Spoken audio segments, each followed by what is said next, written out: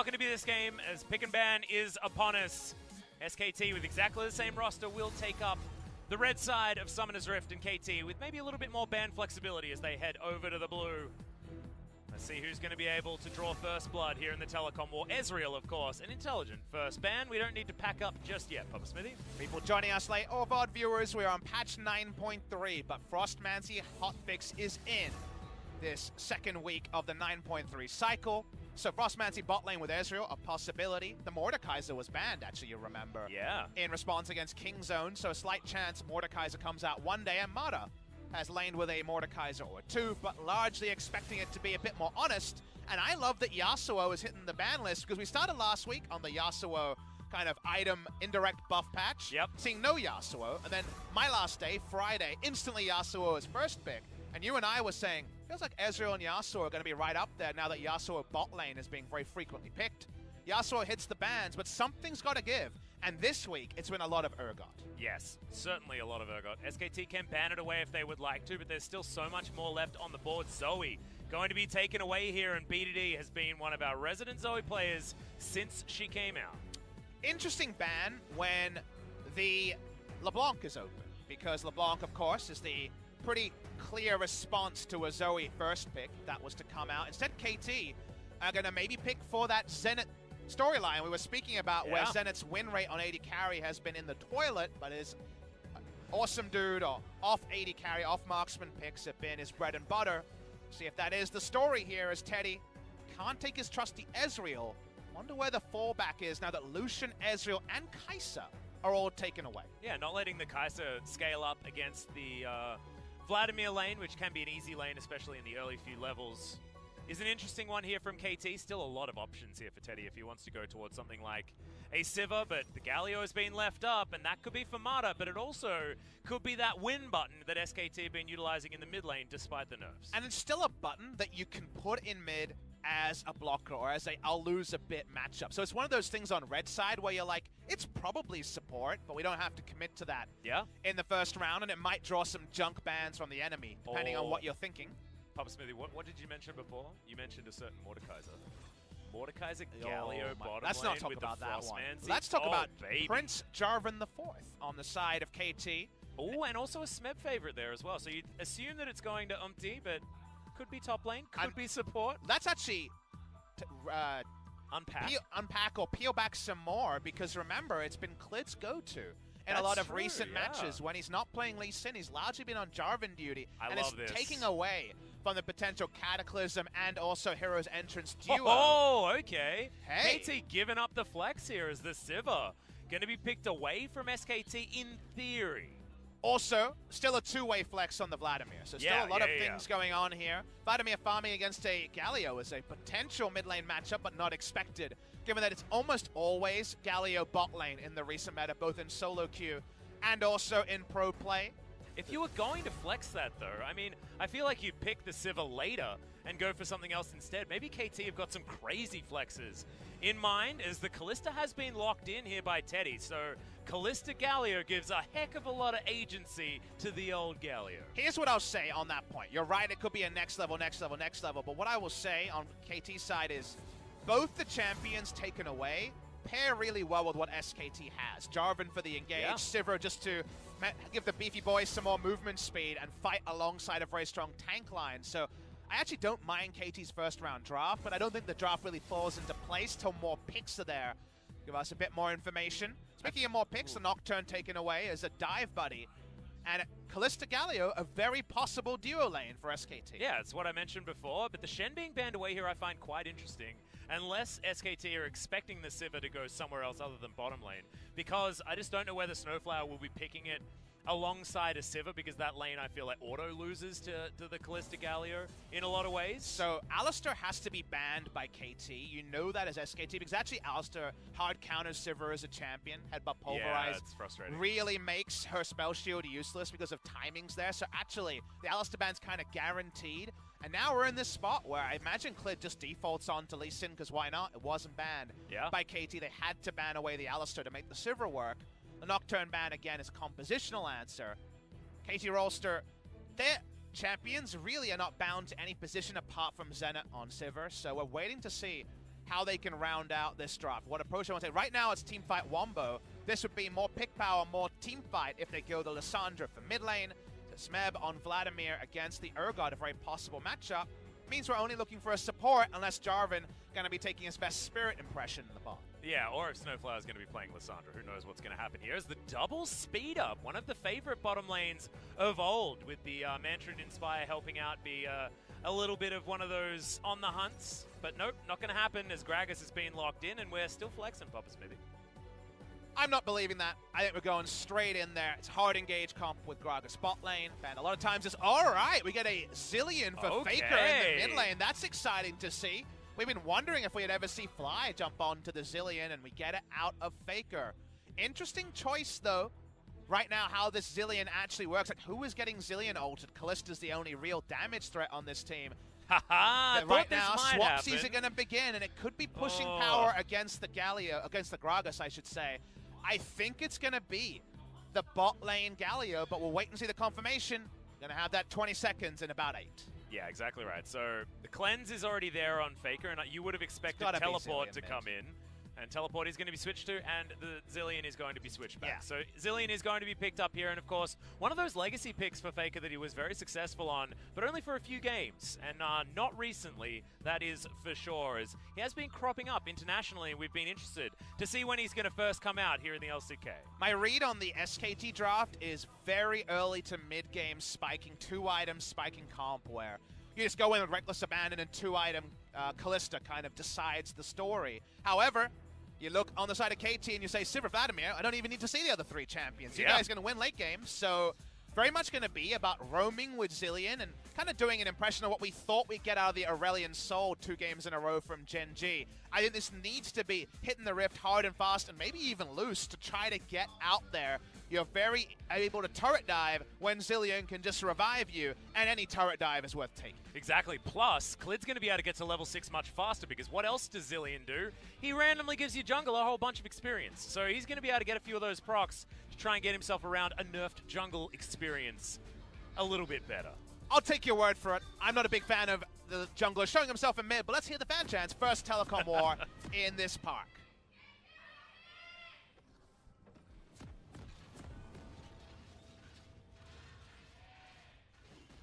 Okay, we are definitely on the KT side of things, but both squads with a lot of fans. This is the Telecom war.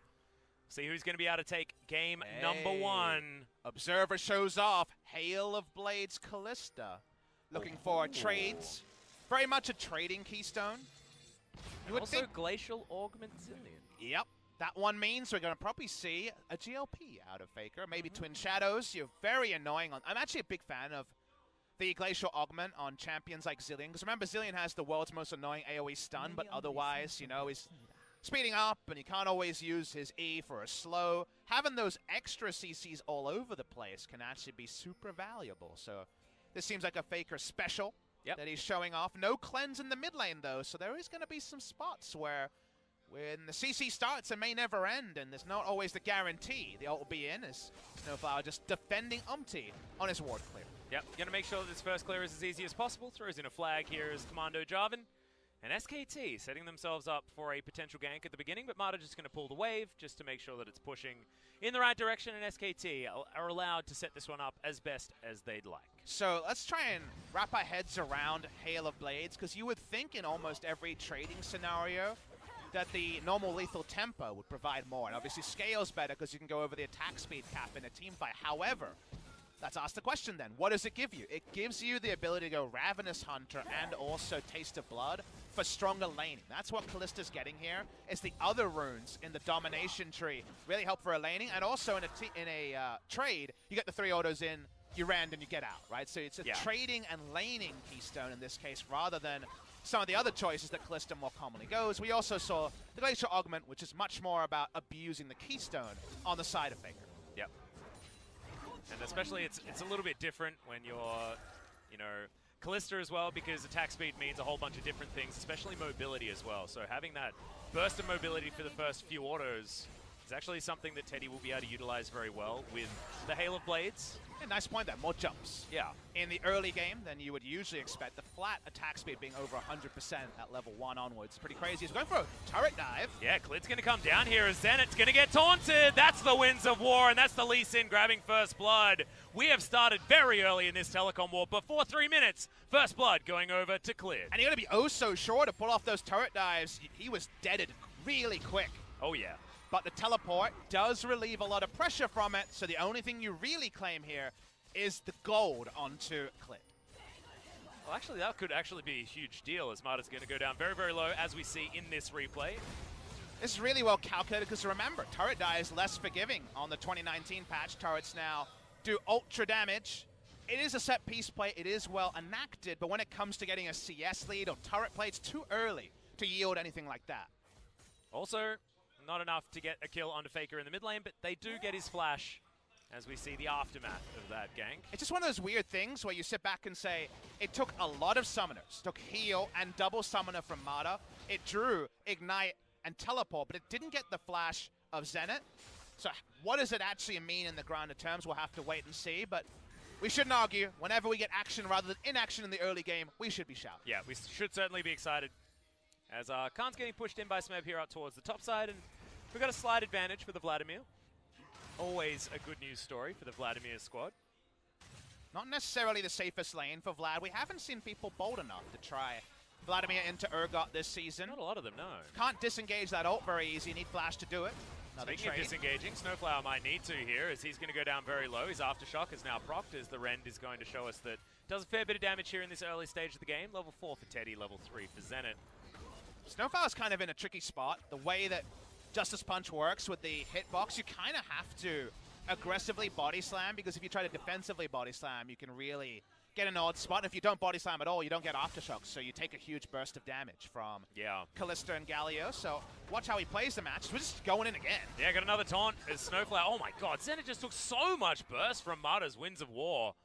I was watching Snowflower take a drink and be like, oh, poor guy. Yeah. I need to get a drink to get over this. Well, he's going to go home now. He's going to sleep it off, I think, for a little bit, as Zenit might need to do the same, but doesn't quite have the luxury. He could only afford a refillable potion when he went back home there, as 30 CS to 45. SKT are doing what this bottom lane is known to be able to do, and that is punish and bully. That could be a big thing for the side of SKT, Kalista, and the Rune choice, I think, helping them, but obviously the turret dive doing the majority of the work in the early game. 2 shops now out of Zenit. Finally going to shop for a second time. Watching the mid lane, you already mentioned earlier that Faker flashed. Don't really know how this gank happens, especially now that BDD's hit 6. Feels so like Klid is kind of looking for it. gank, right? Counter gank timing more than anything else, but we can see that Umpty's nowhere nearby. Snowflower comes on over. He's standing on a ward, as he might have counter gank on his mind as well, but not a lot of Lissandras that'd be too scared standing in the middle of a lane at this point, especially with control ward vision up towards the top side. Marta going to come on down as well. It's a bit of a party here in the mid lane. Remember our draft analysis here around SKT spiking very hard in the mid game, and then just not being possible to answer Vlad Sivir in the late game. Vlad's going to get there. Kalista can do so little against Vladimir. Almost non-interactive death's going to come out. So scaling-wise, a lot to like about SKT. They want to get an early late about SKT in the early game. A lot to like about KT in the late game. So given that, SKT need to continue living on that razor's edge, living right on the aggressive side of the matchup.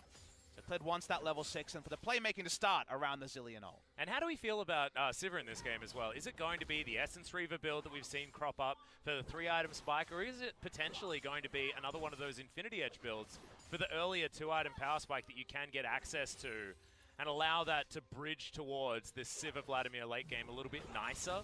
Or are they just going to try and avoid fights until those 3 items have come in? I know I'm personally a bigger fan of IE Shiv as a build because it kind of does everything, and fights aren't long enough with usually squishes on both sides for you to need the extra mana regen. Obviously Sivir is mana hungry, but you can kind of get away with different approaches to the lane. But I would understand Essence Reaver and parking Sivir mid lane and just wave clearing, right? There's the complete onus is on SKT to play super aggressive and turret dive if they ever see Sivir hoovering up CS and make the wrong turret dive, and it can go very, very wrong against this comp. So I think it's one of the rare times that I actually can see both sides and probably approve of both sides from the side of KT Sivir. See what Zenit actually decides to do. So he has to make that decision. Khan trading against Smeb quite nicely here at this point.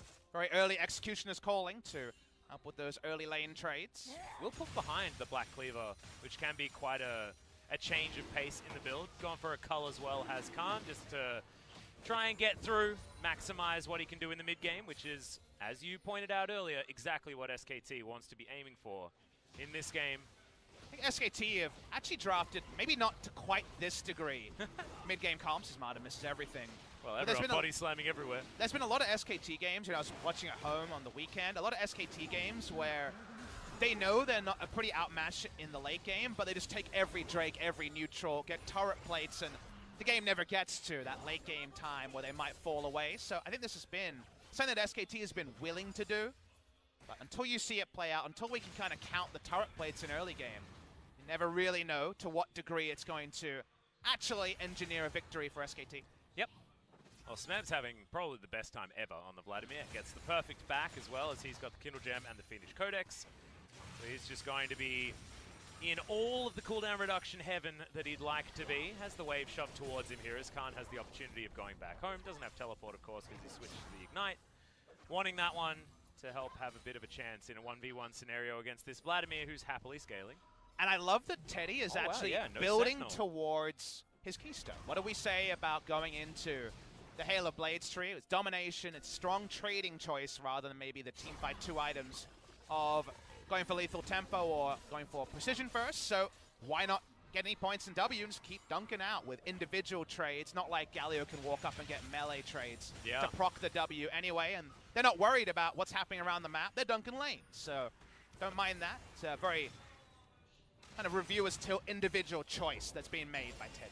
Yeah, I don't mind it, especially with the nerf to how much it does now, as Faker's going to get his ult off. Chrono Shift is going to be there. Thought they might want to try and wait that one out, but both BDD and Umti going to take a little bit of bomb damage, and no more Chrono Shift is available as Smeb. There's the flash forward, Tides of Blood, 1v1 solo kill. Smeb gets it against Khan topside. And that's a big one. It wasn't looking on the cards, but a solo kill for the scaling Vladimir. Oh boy, we're going to have to understand how that developed, because it just seems like over-eagerness by Khan to be that far up the lane in a trade that he clearly wasn't winning in a dominant fashion. And especially when he was building for a lane with a cull, things like this, didn't have the battle stats to take this on. It has to be an aggressive E. This is with misses the ult. Yeah, he misses the ult, and this is with no ally around, so it's not like he was looking for gank assistance, so that is a huge, unfortunate trade. Doesn't matter.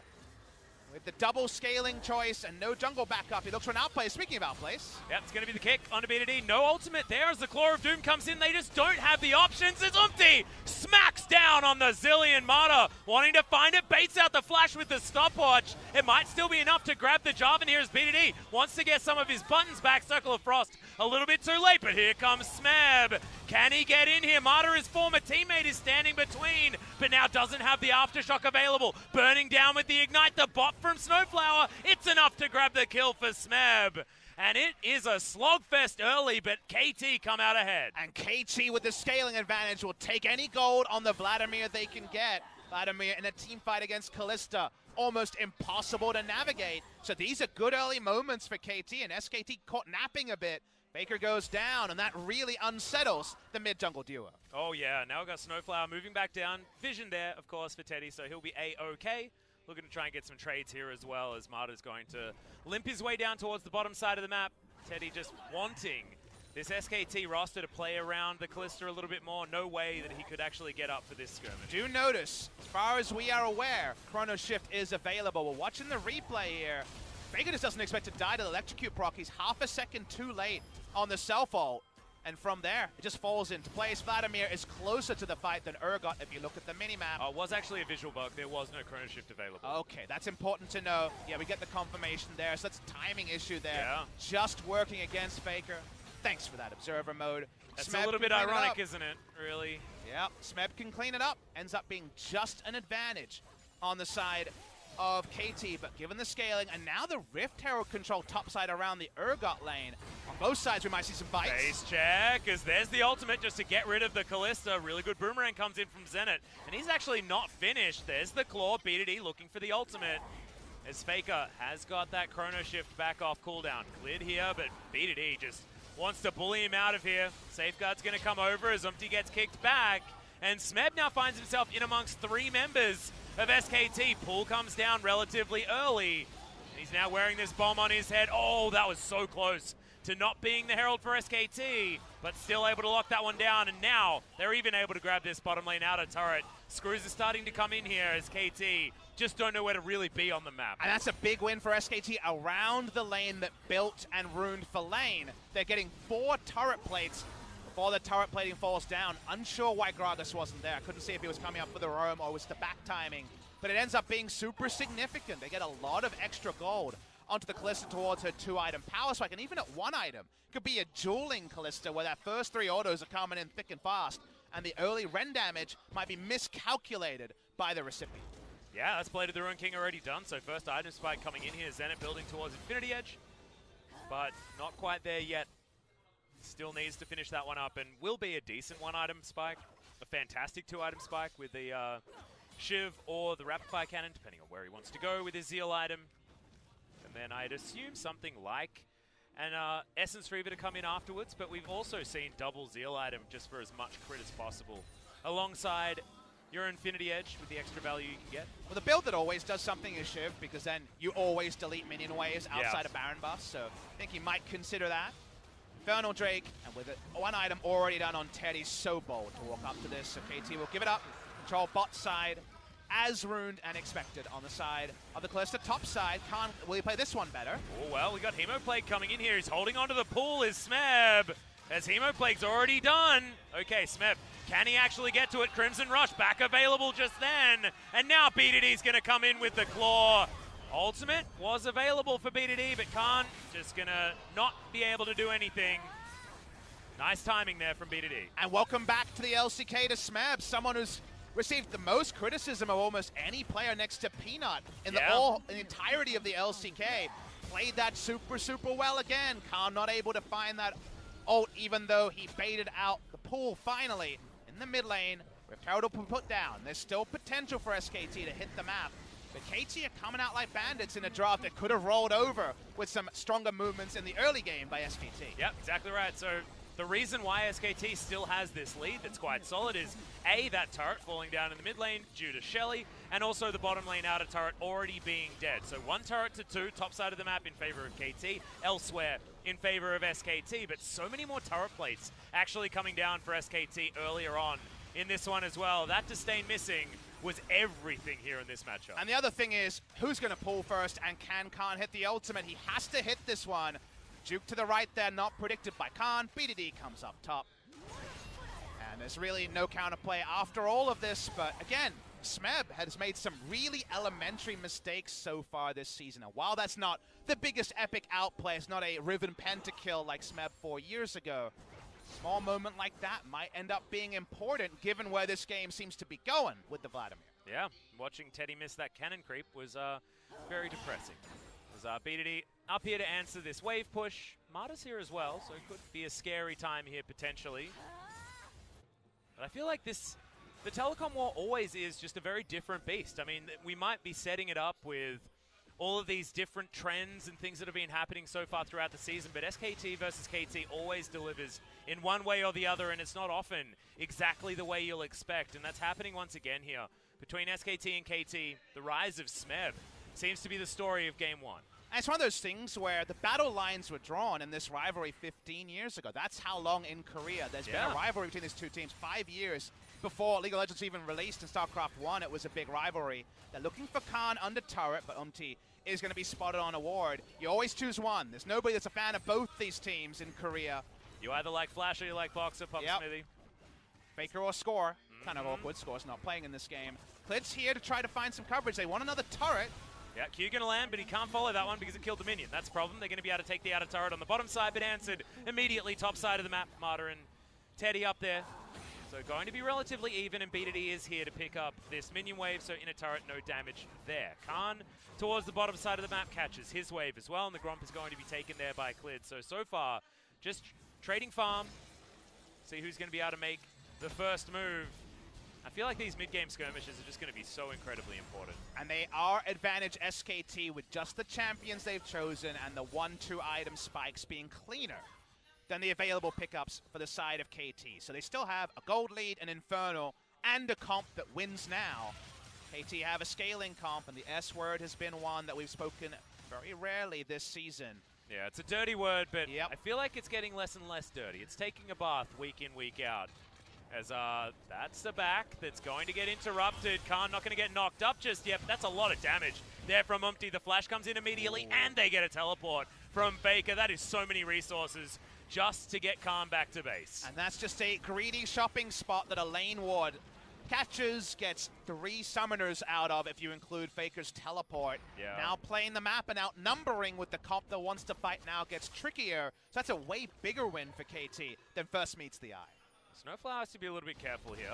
Infernal Drake is going to be coming up in 40 seconds. Smeb moving on over, as if they manage to get a pick off onto Clid, that's going to be a huge deal. But SKT feeling the same way about Umpty. No stun going to come down there. Zenit, he's been caught. And, oh, wow, actually got the spell shield in to get rid of the Ren. Teddy was about to get that kill, but didn't quite happen. But Zenit had to use the ultimate and his spell shield, and now has to go back. Agreed. From watching, it seemed like the spell shield timing there was what was key. Very tricky because, of course, no animation there, just an instant cast. So You just have to feel it. feel it this time, and important means he's going to get it back. He's going to come back with the teleport and be competitive for this Infernal. But it's still where SKT are noticeably stronger in terms of their items and scalings. So can KT do anything other than poke around the Infernal?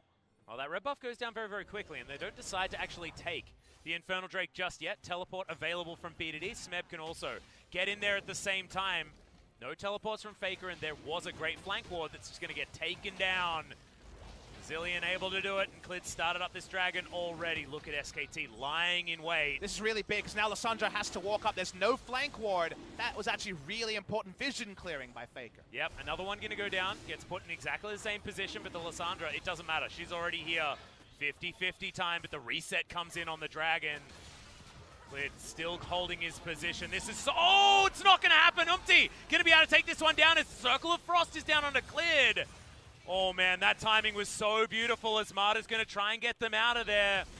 Smeb dives on forward. That's 3 members hit with the Hemoplate. Frozen Tomb comes down as Faker does revive himself. And he's going to be able to get out of there. So much AP already built up, has full health when he comes out of it. But Zenit is already able to grab the kill. The Callista is going to go down. KT may have found their team fight and the dragon. And that's 3 dead on the side of SKT. Both teams were flipped on the wrong side of the map. That meant that Smeb could guarantee an AoE wombo. And playing Zillion and all the other situational things and playing around the Callista was too many headaches.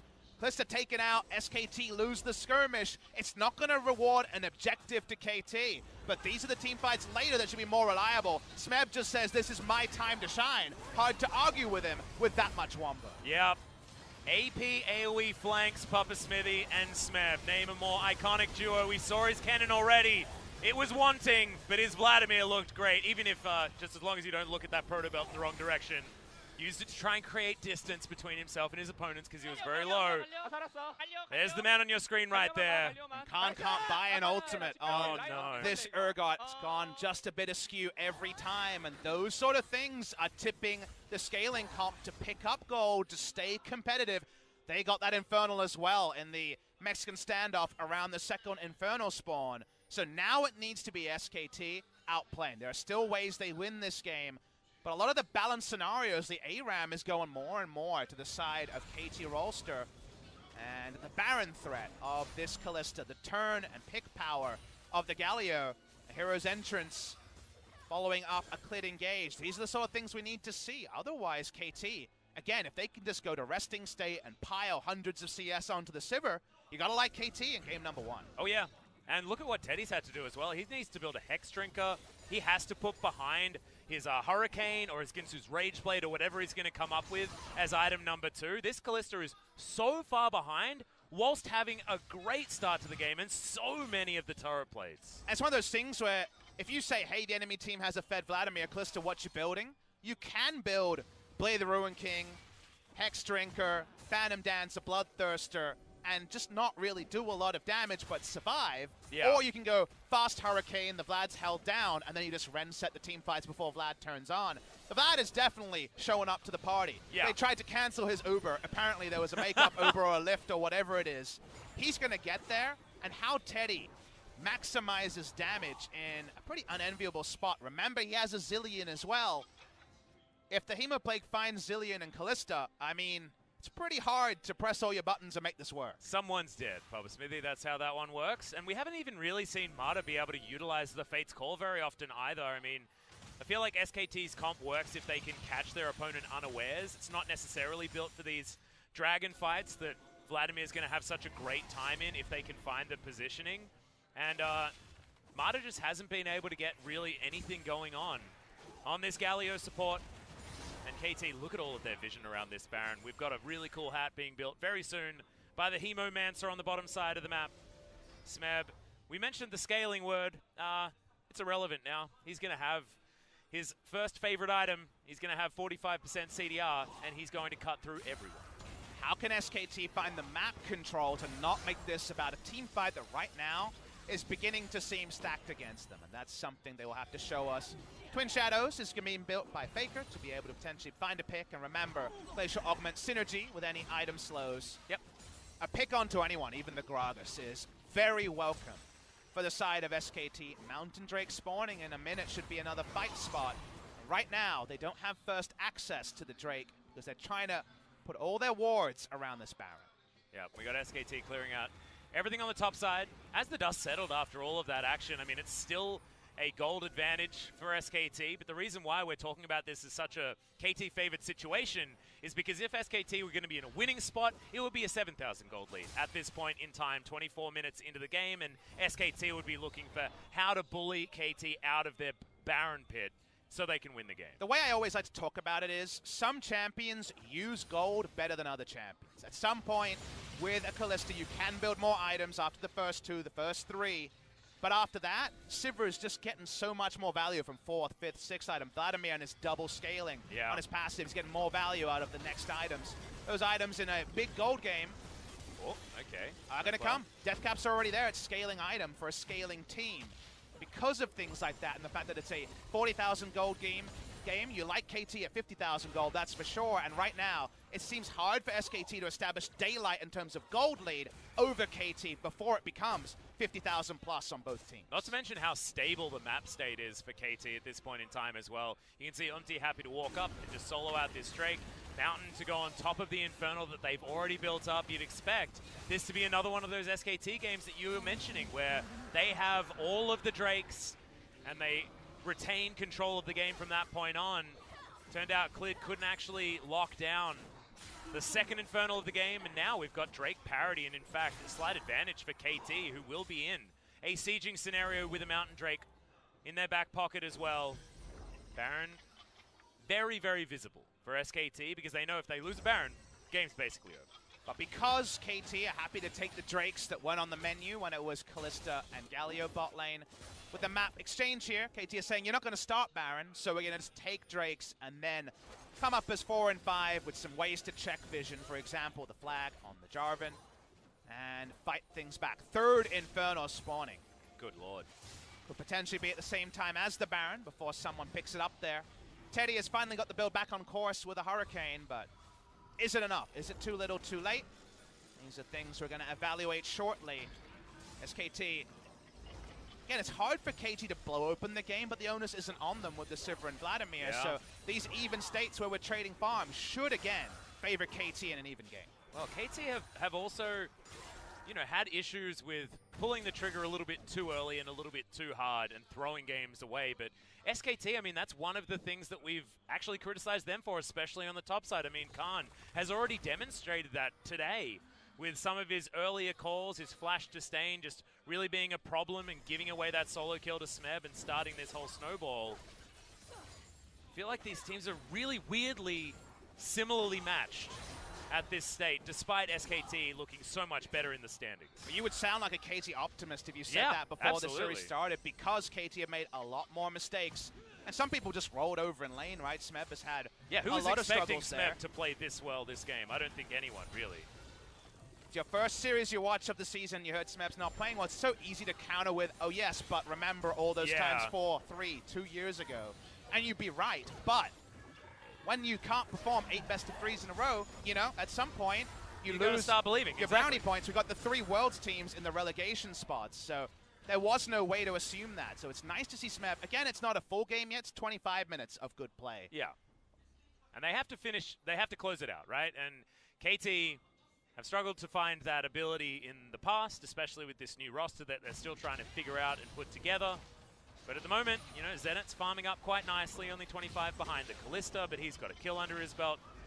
Bit of a gold bounty here in a QSS as Zenit's looking for item number 3. We'll see whether he just goes back and buys a Zeal item outright and is just battle ready at this point onward, or whether Mikura's Scimitar is going to come in first. A little bit more of that added utility. And it is Zeal item number 2. All right, SK Telecom. Now all about the Baron, like we mentioned. Going to be difficult for them to fight for both Infernal and also the Baron, but right now they are splitting their wards, as you can see on the minimap.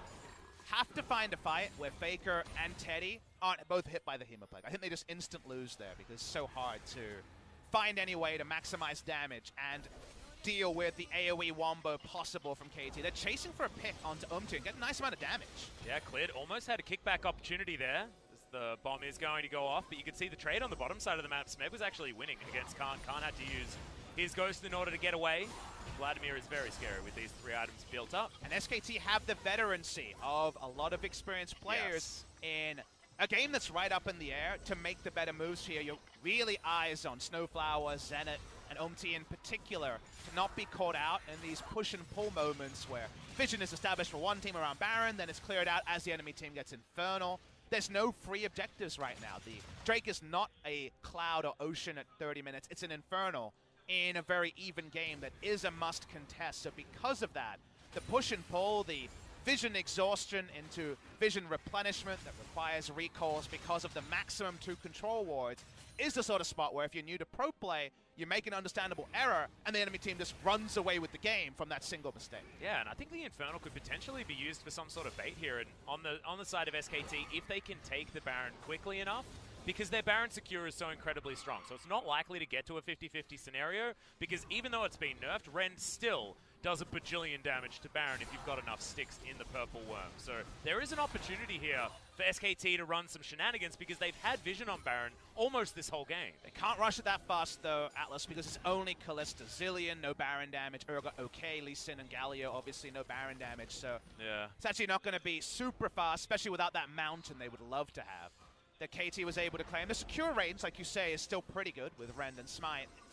But we'll focus on the action right now. It seems like 5v5 around the Infernal is the call.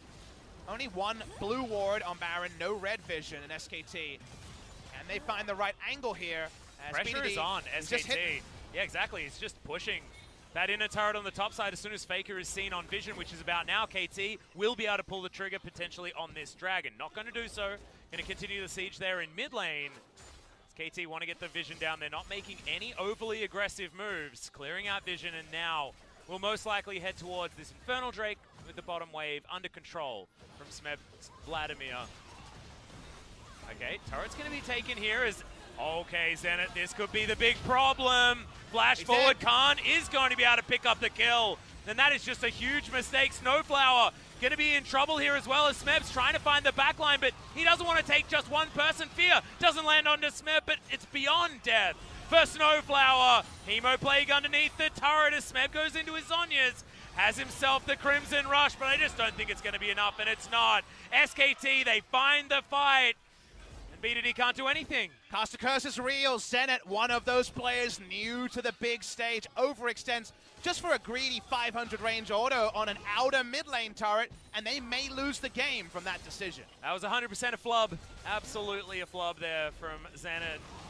Really unfortunate stuff. You can understand, you know, the rookie of the team going to be the one to make that one happen is Umti. He's a fear beyond death away from dead, and it doesn't even matter. The bomb goes off. See you later. And the Dragon's not even going to come in as a consolation prize for KT. And this is where you come in as the independent auditor and say, what was the cost of that last auto attack on the outer mid lane turret from Zenit? Game Infernal, Baron, so much gold, bounties, the kill gold. Like you say, game 1 is the most succinct way to write it.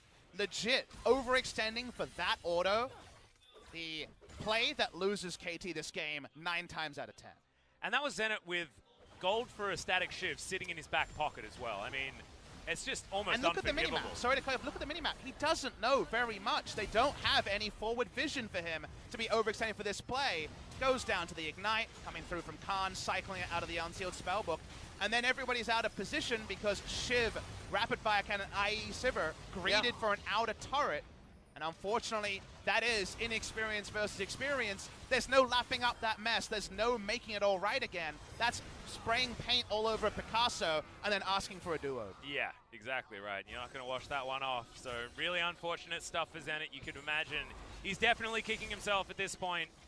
This replay is going to continue picture in picture. Goes for a pick onto Zillion, I guess, with ultimate up, and then dies to the Urgot TP. So yeah, that's not a rookie mistake. That's a, unfortunately, brazen mistake coming through from Umti. Looks like tilt to me, to be honest, Papa. And you could understand it as well. I mean, they were just in so much control. And now double Infernal. Now a Baron buff. And a 5,000 gold lead that's sprung up out of nowhere. A really cool hat for this Time Lord. Moving towards the bottom side of the map. And SKT have just turned this game from really difficult into really easy. Extremely fast. And they have Zenit to thank for it. A lot of hugs and a lot of mental recuperation for game number 2 for KT. We're thinking outside of just the most picture-perfect wombo, but summoners are down. Baron buff is the ultimate equalizer, even against a Sivir. They continue the pressure in bot lane as Urgot brings up the minion wave in mid. Yep. Smeb can be left on the bottom side here, most likely, to try and clear out this minion wave, but it's getting more and more difficult around this map as Teddy bouncing on in there. He's got a Bloodthirster now. Overshields galore for this Kalista, who's looking way tankier than he deserves to be at this stage of the game.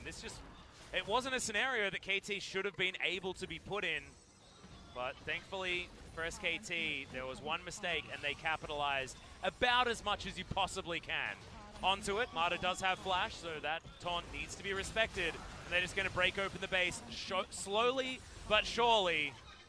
And this game went from easy to very, very, very, very hard for KT in an instant. But can Umti actually make something happen? On the Hunt has been popped as Fate's Call is going to be in. KT looking just to wait it out.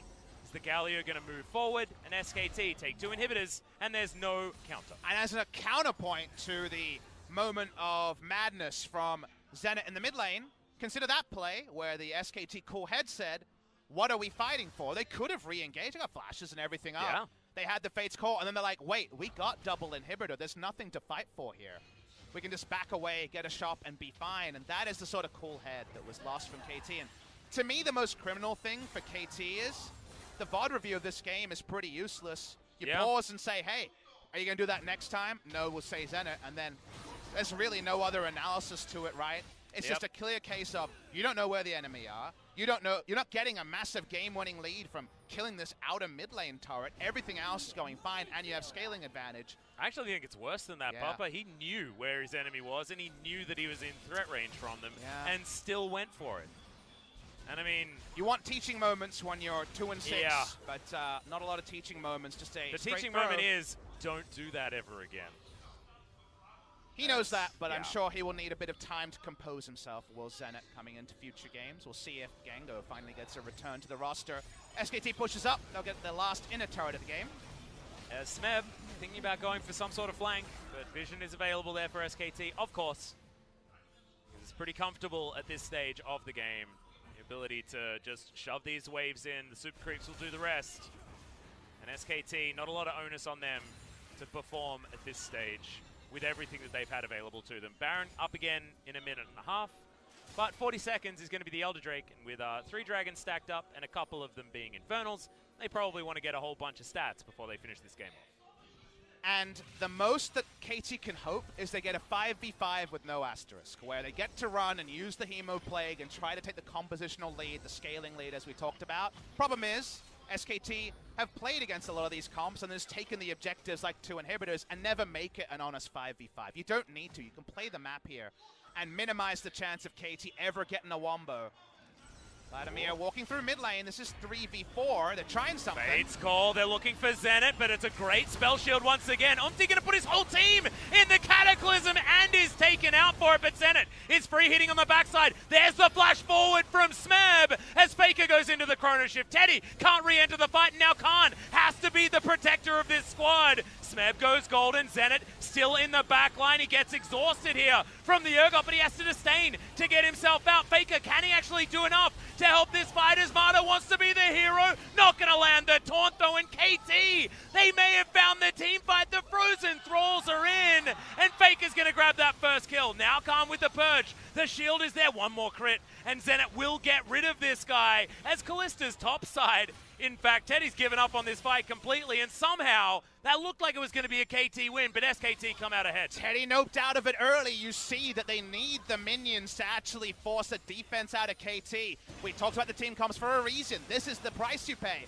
for going for an early to mid-game spike, but then again, you see that with the minions working against them, with the gold lead just coming out of nowhere, it's so much harder for KT to execute, even though that went about as good as possible for KT Rolster. Yeah, Umpty going to come on over. Teddy just bounces over the wall, though, and just not a lot of options here as the blast going to be taken. Umpty, at least, is going to escape, but he knows that Elder is going down. Doesn't land onto Mata, because he hadn't actually spawned just yet. That's the only good news KT can take from this. As we have a look at this team fight, it was certainly messy. Definitely. They just decide to hard engage. It's a huge engagement called by the side of KT. Teddy with the instant cleanse. But notice that Teddy and his positioning in this fight, he's trying to kite upwards, can't walk past Vladimir. He actually never re-enters the fight after this. He goes topside, and we're just watching the bot side as Lissandra just zones away the Kalista. If there was no 8,000 gold injection to SKT, you can't be even competitive on the bot side here. But they're able to continue fighting out. And remember, if we get a repeat of a team fight like this, there will in fact be the Elder Dragon buff, and the Elder Drake means more damage from the Urgot, that's for sure, with his high attack speed on W. Yeah. Well, SKT in position for a fight right now. Zenit Spell Shield on cooldown, and somehow Snowflower took his whole health bar in damage. But you get to pick up double Infernal Elder, go to Baron and say, we face checking KT Rolster, and that is something they're going to have to answer very quick.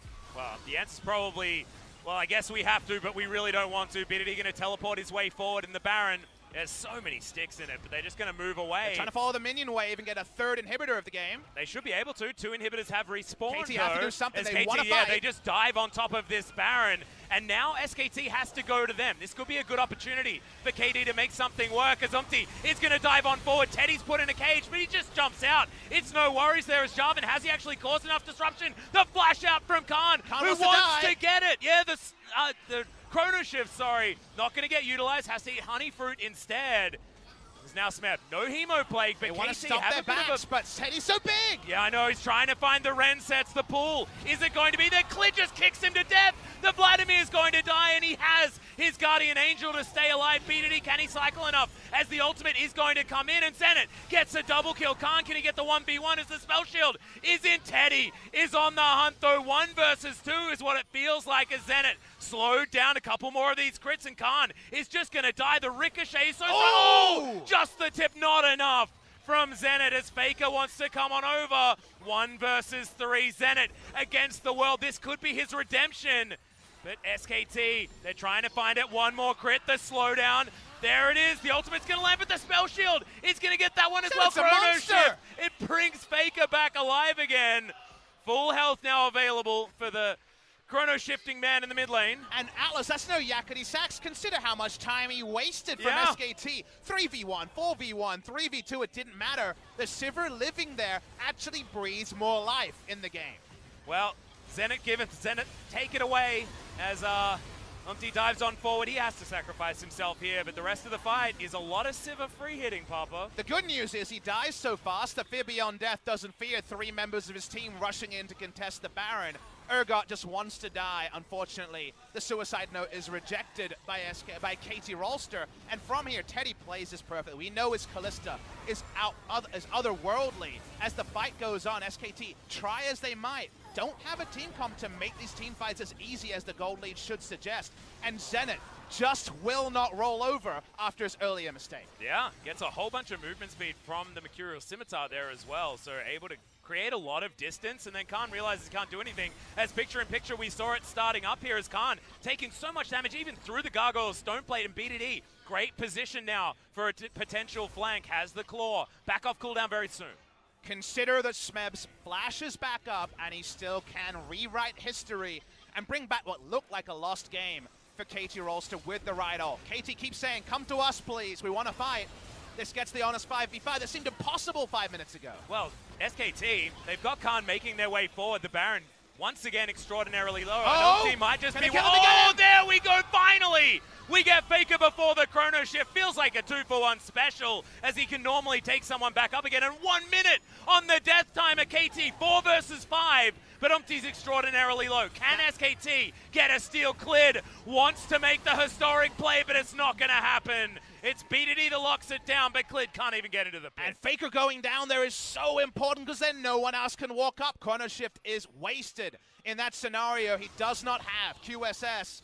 We got a very extended replay. Let's see if BDD is ever envisioned. The answer is no. Oh, he considers going out, but because the control ward is down, he has no idea on BDD's positioning. If we're going to talk about Zenith's mistake, Faker walks up and gifts a Baron to scaling comp, and now suddenly they have the Baron and they can run at SKT and make them pay. And that was extraordinary opportunistic play there from BDD. He just wanted to fish because he could throw the claw out, he could throw whatever buttons he wanted and then leave instantly. But how many players just take the claw? Because like I started a claw, I'm going out. The flash was so big. And speaking of flashes.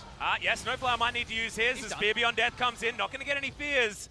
But KT now lose one of their Baron buffs, and this is going to put a blocker on the situation as Umpty, in trouble. He was baiting for BDD, but may have just baited his entire team as now Zenith comes on over with some auto attacks, and the Q, thankfully, is not going to land from Clid. Marta get hit by the Hemo Plague, but it's not actually going to do a lot of damage there to Teddy. On the hunt, now on cooldown as well. Very hard to disengage, even with Sivir ultimate against Zilean at this point with all the CDR.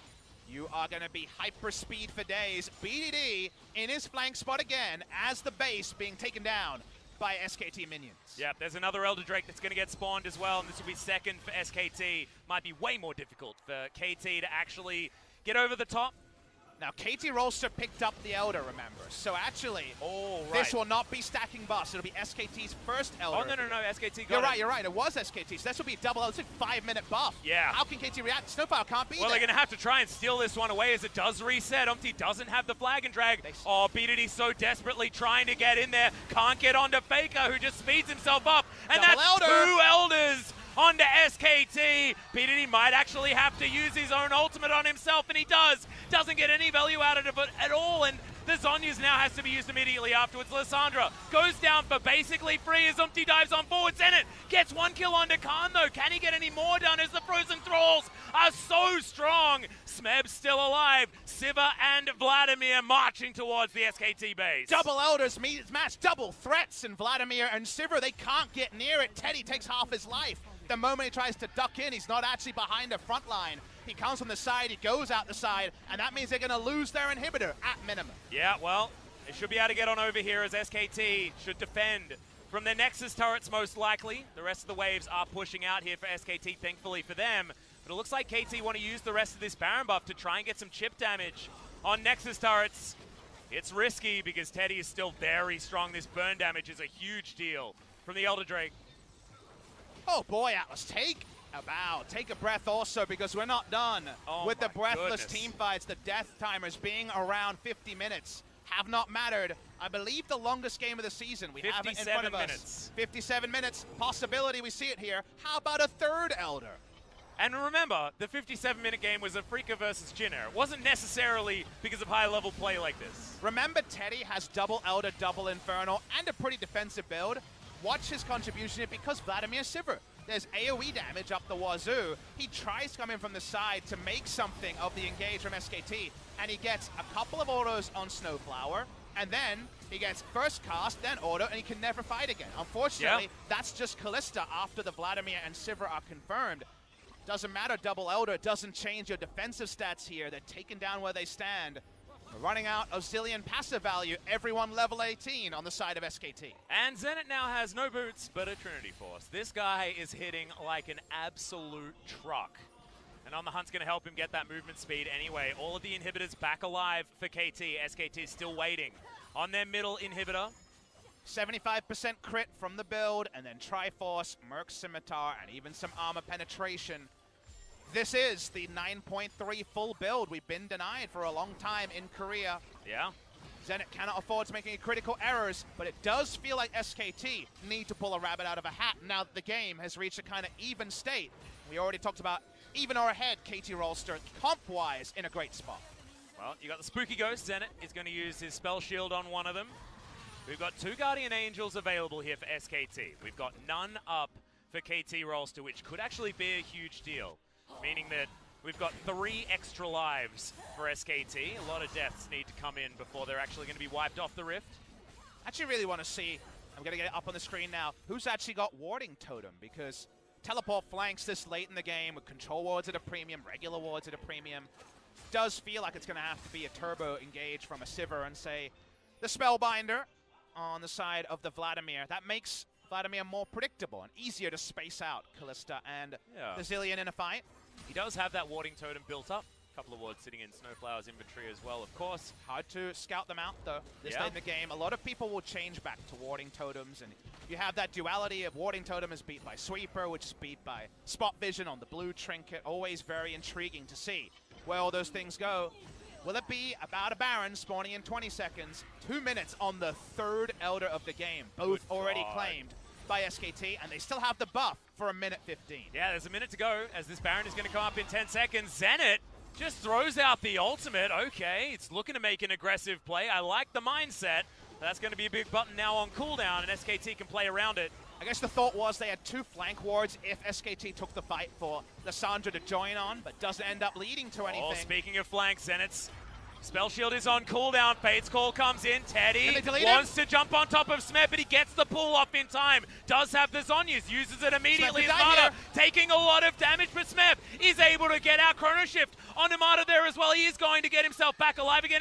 Clid is battling BDD. Claw does come out, has the Q available once more, but Clid gets the solo kill in the back line. What is it about these massively long games? And mid lane is getting soloed out by junglers. And it's such a big moment. If you remember the pivotal moment of the 94-minute game, that's what I'm saying. It's when Umti soloed out Faker on the Kha'Zix versus Kassadin. They're going on to Smeb. Oh no, he's going to dive on forward. Doesn't have the Zhonya's, doesn't have many hopes, as the Hemo Plague is going to give him a whole bunch of health back. So thankfully, he lives to fight another day, but that's without Flash, without Teleport, and without Ultimate. And if you ask the question, how could Lee Sin deal with a full item Lissandra? That's double Elder buff, meaning every auto was actually doing damage on the Lissandra who did not want to use ult. Sivir ult is used at trying to contest the Baron. It's at 7,000. Yeah, well, they don't have the Elder anymore. And remember, this is a Kalista squad. They've got the Rend available, and Zenit not actually getting any autos in here. Immediately, he's going to get that cleanse as the Baron is now on SKT. Zenit gets locked down and destroyed. Khan grabs that kill, and at 50 minutes, SKT will secure the game unless Smeb can do anything about it. A game that had everything is defined by Lee Sin and Clid catching BDD on a flank. Now with the numbers advantage and the Baron buff, the game will end. Congratulations, SKT. What a roller coaster. That was incredible. KT put up such an incredible fight, and we almost forgot Zenit's mistake because of how well he played a couple of those team fights in a row to try and bring it back. That is huge from the rookie player on the KT side. And I'm just excited that we've got ourselves a Telecom war that we can be excited about. And I'm also super glad that it's a best of 3 and KT have an opportunity to fight back. One of those Telecom wars of old when these were the 2 best teams in Korea. That is no longer the case, of course. KT almost brought SKT down to their level, but experience to me was the big separator here. People knew their role better on the side of SKT than KT, specifically with Zenit in the early game. Still, the scaling comp almost brought them back together, but SKT keeps them honest. Clid goes on a hunting mission. BDD won't get the flank a second time like he did on Faker, taken out by the Elder Dragon buff of all things. Yeah. And honestly, the only squad sitting on the sidelines feeling relieved is going to be the Griffin fans, because they see SKT have to fight so hard to take down KT after they made quick and easy work of their opposition who entered this match on the same stat line. Yeah, absolutely. And if you remember as well, I mean, Griffin made short work of both SKT and KT themselves. So it's feeling like they're on a different plane. I actually just don't care. I don't want to talk about Griffin right now because this is the Telecom war, and we wanted to get exciting League of Legends I didn't think that we were going to. I have to be honest with you, LCK fans. I wasn't expecting this to be close at all. I was expecting an SKT win, and I was expecting it fast. But this was everything but that. This was what looked like a KT victory, getting thrown, and then SKT throwing it back, and then an hour long, and SKT, without the scaling advantage, win the game. Just incredible. It's so hard to make a comp like this work with the one threat, with just being all about in and out of aggro. We're going to get a replay before we go to break of the fight, and this is Teddy saying it's time for the go button. And the fact that Vladimir is out of the fight, no value out of a bajillion gold on Vladimir. No longer is it Sivir and Vlad as best friends, and this is what was on the top of the screen. BDD fails his claw, flashes out, and Clid says, hey, I'm battle ready. I've got the Elder Dragon double buff here and able to chase down. BDD never ults during that play, and that ends up costing. So first it was Zenit, then it was Faker, back to BDD. Those are the names that really were the big inflection points for game number 1. Yeah, it's so incredibly sad. And we saw BDD's face after that game as well. I mean, he was red-faced. He looked like there was almost tears in the eyes because he knew that largely because he wasn't there for one of his incredible flanks that he got throughout the rest of the game.